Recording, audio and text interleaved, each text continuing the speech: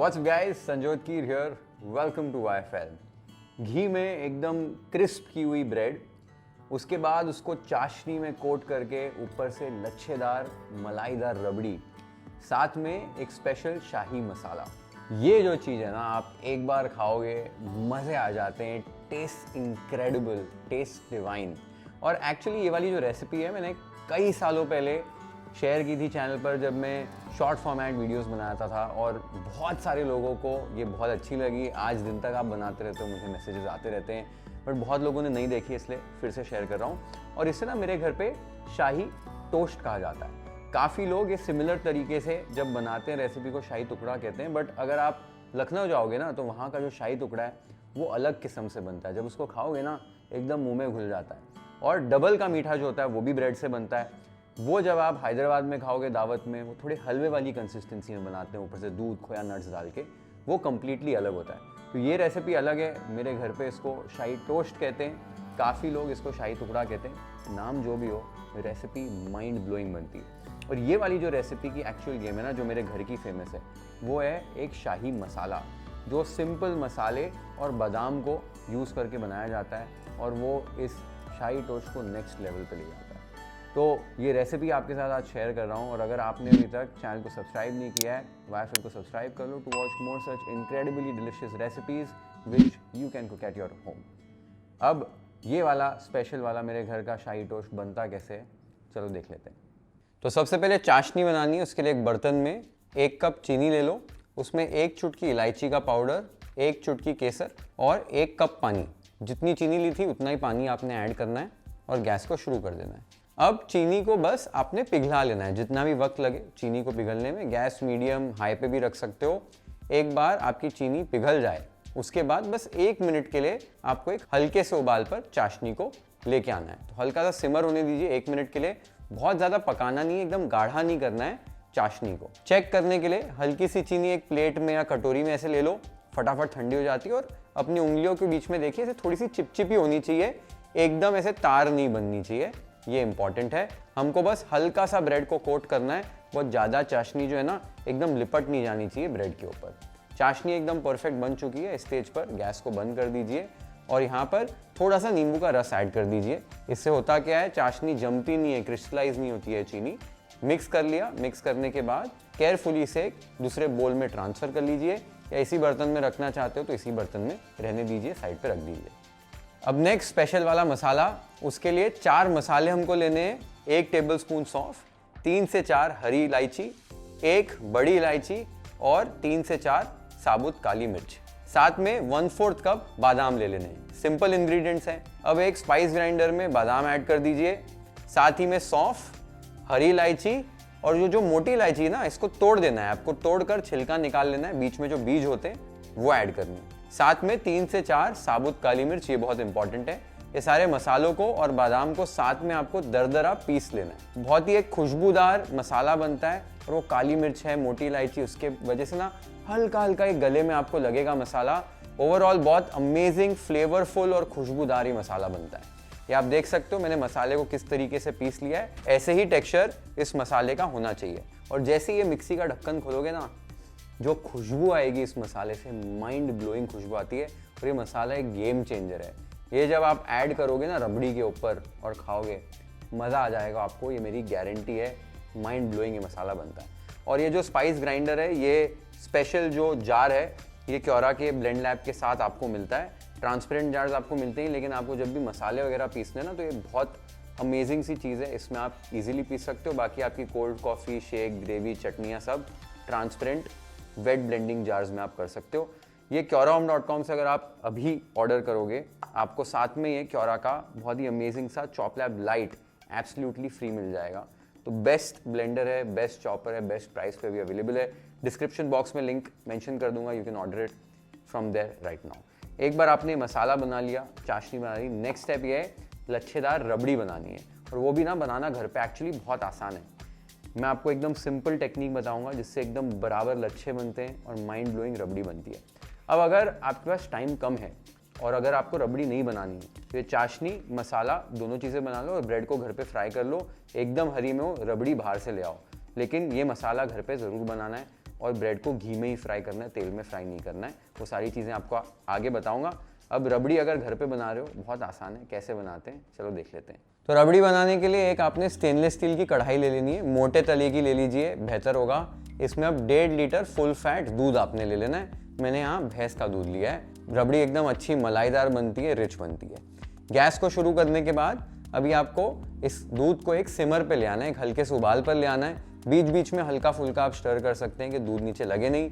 इसीलिए अगर मोटे तले का बर्तन हो, if you have a heavy bottom कढ़ाई, इट विल हेल्प यू, दूध नीचे लगेगा नहीं। ठीक है, एक बार इस तरीके से कुछ हल्का सा उबाल आ जाए दूध में, तब आपको फ्लेम को थोड़ा सा लो कर देना है। अब बेसिकली प्रोसेस ये है, जैसे ही आपको पता है ऊपर से हवा लगेगी दूध को, तो मलाई की एक परत बनना ऊपर शुरू होगी, एक वो स्किन बनना शुरू होगी। देख सकते हो किस तरीके की स्किन बनी है। इसको आपको उठाकर ऐसे साइड पर कर देना है। हलवाई जो है वो तार वार का इस्तेमाल करते हैं, घर पे हम स्पैचुला, करछी, फोक, टूथपिक कुछ भी यूज़ कर सकते हैं। इस प्रोसेस को आपको बार बार रिपीट करना है। तो एक बार फिर से ऐसे परत बनेगी, फिर इसको आप हटा सकते हैं। अगर रूम में जहाँ ये पका रहे हो ना, किचन में हवा चल रही हो, तो ये स्किन जल्दी बनेगी। नहीं चल रही हो हवा, ऐसे कोई प्लेट वेट ले लो और इस तरीके से हवा थोड़ी सी ऊपर मारो।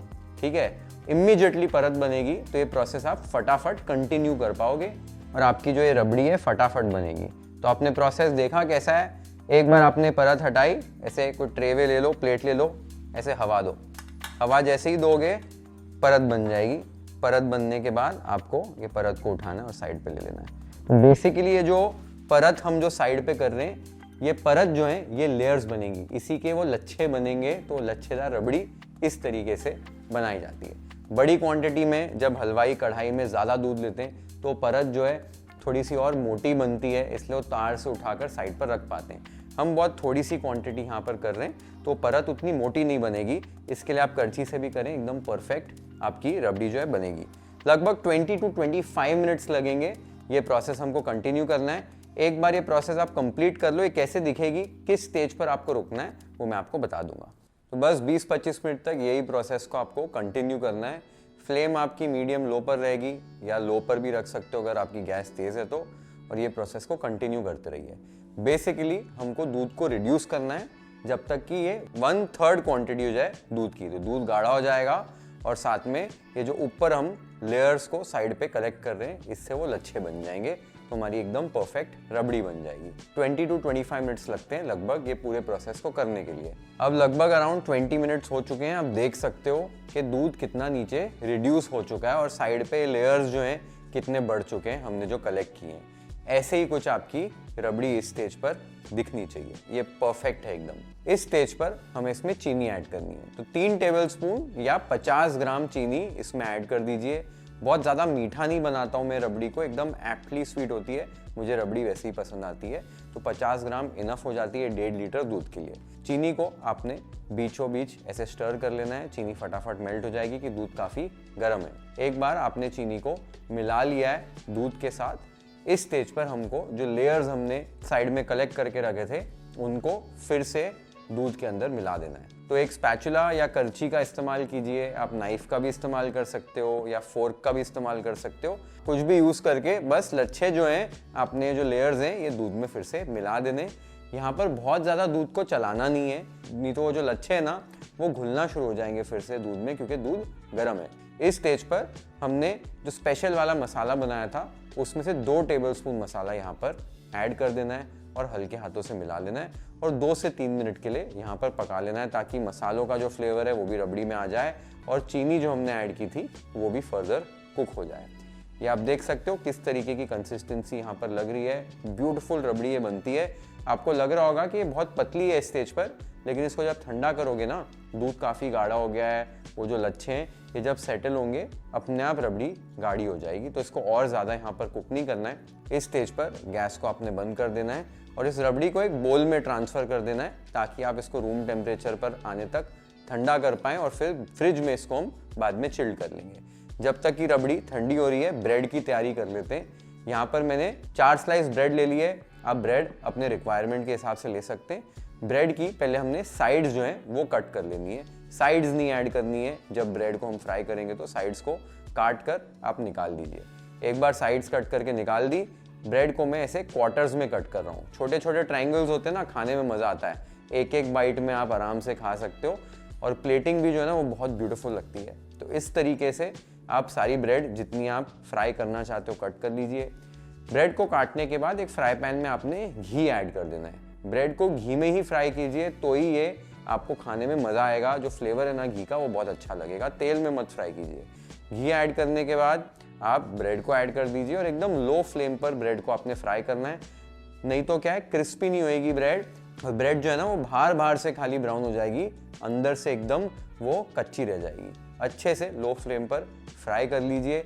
एक तरफ से फ्राई हो गई, गोल्डन ब्राउन हो गई, पलटा दीजिए, देखो क्या ब्यूटीफुल कलर आया है। दूसरी तरफ से भी सेम तरीके से पका लीजिए। एक बार ब्रेड दोनों तरफ से एकदम परफेक्टली पक जाए, इसको आपने निकाल कर एक छन्नी में ट्रांसफ़र कर देना है, ताकि अगर कुछ एक्सेस घी हो तो निकल जाए।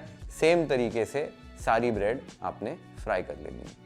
अब एक बार आपने सारे स्टेप्स कंप्लीट कर लिए, आपकी प्रिपरेशन हो गई है, असेंबली सिर्फ रह जाती है।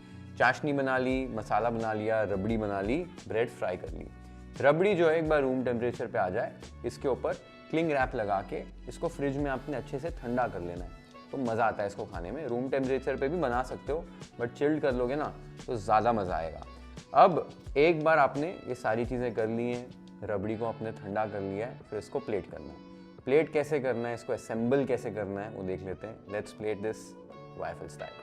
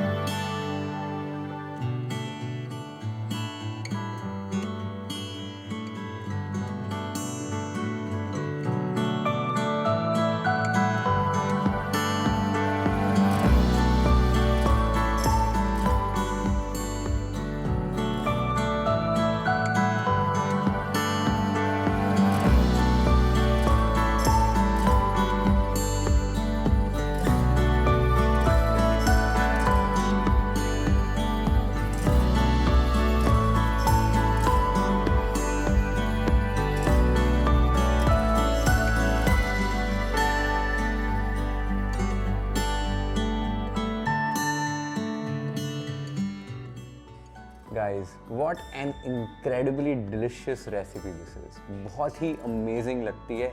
आप इसे जैसे मैंने सर्व किया वैसे सर्व कर ही सकते हो। आप इसे असेंबल करने के बाद भी फ्रिज में सेट कर सकते हो, तो थोड़ी सी सेट हो जाती है। अगर आपको ब्रेड का टेक्सचर थोड़ा सा सॉफ्ट चाहिए तो इसको सेट कर दीजिए फ्रिज में और फिर सर्व कीजिए, तो वो भी तरीका है एक। या फिर जैसे ही गेस्ट आने वाले होंगे तभी भी सर्व कर सकते हो उसी टाइम असेंबल करके, तो वो कम्प्लीटली आपके ऊपर है। जो रबड़ी का टेक्सचर है, जो मसाला है, everything just comes beautifully together. और ये जो रेसिपी है ना, it's a tried and tested recipe जो मेरे घर पर बहुत सालों से बन रही है and it just turns out to be incredibly delicious.